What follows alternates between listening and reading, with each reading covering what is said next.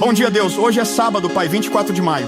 Hoje eu só quero respirar fundo e lembrar que o Senhor está comigo. Mesmo quando tudo parece bagunçado aqui dentro, o Senhor continua sendo meu abrigo, meu lugar seguro. Obrigado por me carregar nos dias em que minhas forças acabam e por me amar sem exigir perfeição.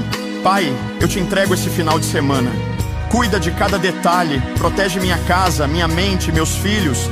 Tira de mim esse peso que às vezes aparece do nada, essa saudade que aperta o peito, essa vontade de sumir que ninguém entende. Eu só preciso da tua presença real, do teu toque suave, da tua paz que me refaz.